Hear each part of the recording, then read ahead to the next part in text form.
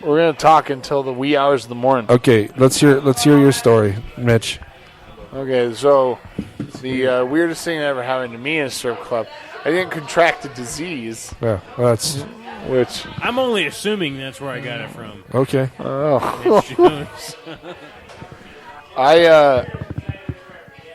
I went to be with a bachelor party, and I've never been to a strip club with a bachelor party. It was my first bachelor party. I never knew what I was supposed to do, and I had barely even met the guy that I was being the bachelor for. Okay. He was a Marine, and he was like overseas. Okay. And so I was really good friends with his wife because she lived across the hall from me in my apartment. So it came time to be that they were getting married, and like I went to the bachelor party with a bunch of people I had never met before, and so we went down. And we had taken shots of Everclear. I don't know. Have you guys ever done that? Yes. It's ridiculous. It's like drinking gasoline. It hurts. It straight up hurts. I've never experienced that before. It takes your breath away. It does? Yeah, it does. Have you ever had Everclear 6? Had flaming Everclear. Why am I not surprised? It gave him mouth herpes. For about a year. Okay. Anyway, so we go down and we have some drinkies, and we also have some smokies. And by the time we get there, I have a really weird propensity when I'm drunk or inebriated to not be able to look out of my eyes. I look like I'm sleeping. Okay. Basically, my eyes, like they well shut, but I can actually see stoner eyes. everything. I have stoner eyes. Or they can blindfold you with the dental floss. Dental floss, yeah, okay. exactly. So I'm sitting there, hurt. and the stripper comes up, and I'm just sitting there, and like I'm drunk off Everclear, and I have been smoking. Been working on the railroad, big boy? I was because they're Chinaman eyes. Yes, pretty much, yes. Okay. So she came up and she started like shaking her titties in my face, and then she stopped. She got really close to my face and then waved her hand in front of my face and goes, "Are you sleeping?" To which I replied, I was like, "No, I'm looking right at you," which weirded her out. It weirded her out, and she went over to the guy that had way too many singles. Okay. So that was the weirdest thing that ever happened to me. I didn't get any more strippers to come up to me because they thought I was weird because I looked like I was sleeping. You're earlier high. I was. What strip club was this at? This was at PT's Centerfold in Denver. Never been there. Yeah. Have you been there, Reese? It's No. all right. But it sounds great. Are you a strip club guy or no? Not necessarily. I mean, it's fun to do from time to time. Yeah. But I see it as an experiential thing. As a good example, like the most shameful memory I have from a strip club is when I went to the Penthouse in Denver. Okay. And, it's not like penthouse, because seriously, if it was the penthouse, I would be rocking way till later than when I did. Yeah. But the idea was, it was the first and only time I've ever participated in the part where the guy's like, "Give it up for Cheryl. She's coming over the stage here on stage 3, guys. Cheryl's coming in. Right. Dandruff is done today for that on the left stage there. Dandruff done. Don't worry about getting the flicks in your eyes, boys, because guess who's coming up is Peggy." And just to remember, you guys, we got Charisse on the top floor up there. And guess what? In the next 20 minutes, we're going to be serving breakfast. And I stayed for the breakfast. And I've eaten at a strip club. I ain't gonna lie to you. The scrambled eggs and the shitty bacon. And I ate a buffet at a strip club. That's my dream. Don't get me wrong. You fill yourself up, but it's a good. I ate way too many eggs, which was good because I needed the protein. It's considering weird how fucked up I was. It's weird when you're watching a lady dance naked and you're sitting there getting down on hash browns, right? I mean, slopping down some fucking scrambled eggs. That's got to be the most awful situation for a girl. That's got to be. I could totally go for some ovaries right now. Some what? Some ovaries. Wow. I ate a hot pocket. Eggs, moose. I know. Yeah, I got you. Here's the deal. Seriously, if I ever cast a homeless guy, there you are so getting it. You know what I mean? I ate a hot pocket at a strip club once. Like, did they serve it or did you just bring it? No, I'm not brought that it in, crafty. right? No, it's right here in Greeley. It's called the Good Time Tavern. It's only a strip club on Wednesdays and Saturdays. Is it right over here? Yeah, across the highway over here. The white bill. Okay, my buddy Avery was telling me that. Yeah. It's called the Tavern. Other days of the week. What's that? The strip club. Hot Pockets. It's some hot. But they're a shitty dive bar in the daytime, so they have Tombstone pizzas and Hot Pockets and just Sure.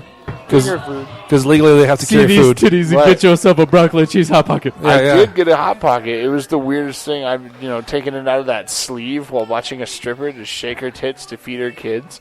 It was so weird. That's amazing. You're feeding me too. She's most likely feeding her kids with Hot Pockets.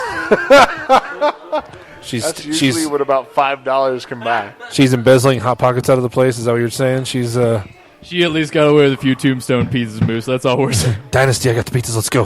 Time to roll, bitch. Dynasty. One of them's the Supreme. It's good for the kids. She's been smuggling some of the merchandise out, if you know what I'm saying. I used to go. Smuggling out Hot Pockets in my moist pocket. I used to go to Saturdays when I turned 18. Me and my friend Jason used to always go to Saturdays in Denver. You ever been to Saturdays?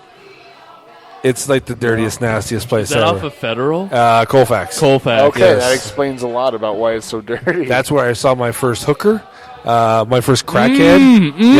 Yeah. That's where you became Double a up man. now, son. Double up. I'm from Brush, Colorado. We don't got that. Well, we have that shit there, but the one lady comes up, y'all got $1 I can have, and I was like, are you crackhead or? Because I never met one before, so I gave her $1. I was like, it's part of the experience, right? It's part of the experience. I just want to fit in. Hey, when in Rome. So I gave her $1. Is everything cool there? Yes? Okay.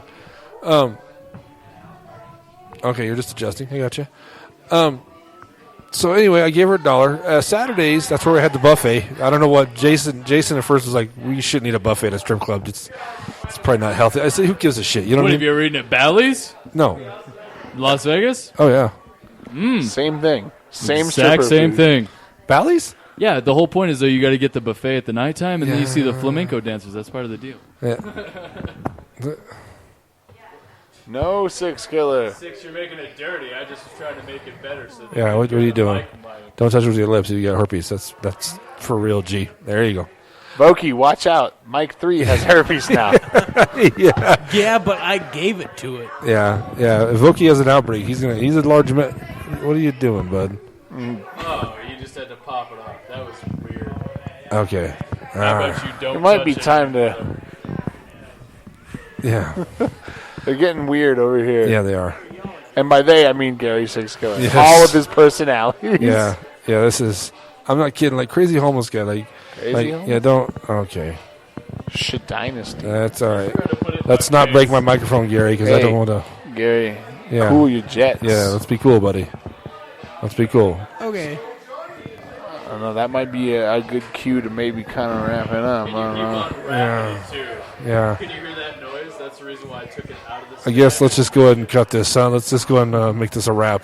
Okay. Gary, did you enjoy your last time on the Juggernaut Brothers podcast? You said it was fun. I Yeah, just want to make sure that's we all good. heard that. But I want to tell you my stripper story. Right? Okay. Get in there. I have two of them. It's the first time I saw a lot of things. I seen a girl pick up a stack of quarters with her hoo-ha. Oh, Shazam. what? Like Shazam. loose or wrapped? Loose. Loose stack of quarters? She got down. I wasn't me. I just witnessed it. And I was like, wow. And that was amazing. But the biggest accomplishment I had was there was a deaf stripper in Springs at the Deja Vu. Whoa. Oh, what? Wait. Sorry. Can I just reiterate that one more time for was the deaf. podcast viewers? Deaf stripper, Yes. and then you said deja vu, so that Yeah, also yeah. made me laugh. It's a strip club in- eternally pretty hard. It's a strip club in Colorado Springs. Oh, it's called Oh, wait, Deja Vu. deja vu is It's the called the club. Deja Vu. Yeah. Oh my god, I'm sorry. It's just like I had deja vu, and she was a deaf Oh stripper. no, and I was that's like, why no I couldn't. way. No I couldn't fucking figure out why way. you were all weirded out by that, Reese. I was like, okay. I was like, that's a brilliant line. You better use that. Yeah. It's called the Voo. So, anyway, my goal was because I was watching her walk around to every. I didn't know she was deaf at first, and she was walking around. She had a piece of paper, a pad, and a pen, and she would write to people. You know what I mean? That's how they're What? right. That's like the trumpet of the swan type shit, man. Yeah, and I had never ever been on stage or been a comedian, but as comedians, you've always got around to making people laugh or Right. wanting people to laugh. You know what I mean? And anyway, getting people to laugh. So it was my whole goal to make this girl laugh. You know what I mean? So I ended up getting her to laugh by just watching the. Yeah, that probably works best. it was my goal to get her to laugh. So I remember just I started getting her to crack up. And the hard part was when she was laughing, to not laugh at her. Because she had that. It was awful. I'll probably cut that part out. So, anyway, let's go ahead and wrap this up. We're at an hour anyway, so I'll take the microphone, Gary. So let's not drop that. Nope. I'd appreciate not to Gary drop Six it. Killer, banned from the Juggernaut Brothers podcast forever. No one has to sense a goddamn you. Okay. Really sad, but I feel like I'm just as drunk as Gary. That's a good measuring stick. That's the for drunkenness. benchmark Welcome here. to Yeah. the club. That's a good measuring stick for drunkenness. So On a anyway, scale of Christian Slater to Gary Six Killer, how drunk are you right now? Gary Six Killer. Ah, that's pretty drunk. pretty drunk. That's pretty drunk. Pretty drunk. I'm Donald Sutherland. Great movie. Are you talking about the Beer Fest movie? Doesn't matter. Basically, whatever movie he's in. Okay. Cold Mountain, why not? That's He's true. probably drinking whiskey all day. Or A Time to Kill, right? That works too. Yeah. Mountain, why not? When you really consider the drunkenest parts that he's ever played, A Time to Kill is a great one to note. Right. It's not. Well, I'm getting Can we? Why don't we go ahead and go through one more thing that's like a good like. This is the weirdest blank or the most blank. You know what I'm saying? That's a good way to finish it, right? Okay. Like you were talking about strip clubs. Yes. Like let's think of another like. How about this? Why don't we say what's the weirdest experience we've ever had in a movie theater? I never had really weird experiences in a movie theater. Well, I mean, I guess I will say as far beyond the norm of just watching a movie as you can get. What's the weirdest thing you've had happen to you in a movie theater? it's not weird as much as I get irritated at shit in a movie theater. You know what I mean? Well, it's not even commonality. Like I said, it's just like what the weirdest thing that's happened to you. What's the weirdest thing happened to you in a movie theater? You want to hear it? Okay. Yes. All right. So this is what the weirdest thing that happened to me in a movie theater was this. I used to work at a movie theater, right? Right. And I worked through all 3 Lord of the Rings films. Nice. And the last one that I got through was Return of the King, of course. And I went with a bunch of friends and got them in for free. So there was like 3 or 4 of us all sitting in a line. And throughout the movie, we weren't really MST3K'ing it. We would just say jokes every once in a while. As a good example, MST3K'ing it. Mystery Science Theater 3000. Did you watch that as a kid? I did not, but I stand corrected. Yeah. but you know what it is, right? I know. Yeah. There you go. I mean, in a nutshell, though, we were just kind of doing it in between. And, like, there's this part where, like, basically Minas Tirith, the last major stronghold of men, is under siege. And they're, like, throwing gigantic rocks into it, and the Nazgul are attacking it. And everything's going shit south.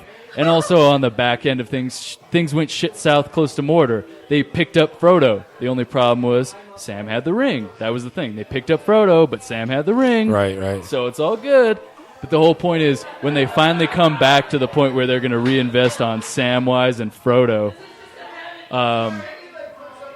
it pulls back, and they're in this tower in Mordor, and it's like, and it just pulls into it, and it's just like, I look over at my friend and I say, meanwhile, back on the ranch, and like, my friends all laugh and stuff, and this guy turns back, and he's with like 3 or 4 kids, and he's just like, hey, listen, we paid good money for this movie. And you're ruining it for us. And he kind of got in my mug, and I was like, okay. Did you not catch the ranch joke? Did you never watch Rawhide? Like, that was all I could say to him. Right. Still the weirdest fucking experience of my life. And the reason why is later on that night, basically, that dude gets in my face for making a Rawhide joke, and he's old enough to fucking know what Rawhide is. And to my left, or to my right, rather, because I'm on the edge of our group of friends, Right. I look over, and there's a chick and a dude. There's just like a couple sitting next to each other. And they've been kind of fluttery all night, like holding hands and kissing each other. You're like, oh, it's just a harmless, dippy-doo date. Right, And then right. all of a sudden, like, maybe like about the point where the sparrows come in and pick up Frodo from the mountain and save Samwise. You know, it's like the last 30 or 40 minutes of the movie. I looked over, and all of a sudden, I couldn't see her at all. All I could see was him and a jacket over his lap. And I was just like, oh. Like, I just knew. I knew the entire time. And he looked over at me at a certain point and went, yeah. Yeah, buddy. And I was just like, This is the weirdest experience I've ever had. I've never had a woman give a guy a blowjob and then next to me in a fucking movie theater. I'm sure this happened during at least Empire Strikes Back, so this probably had to have happened at least 30 years ago. I would have smacked her on the back of the head through the thing. I wish Made her choke. She's got a blanket on. She would know it's you. Right. I would have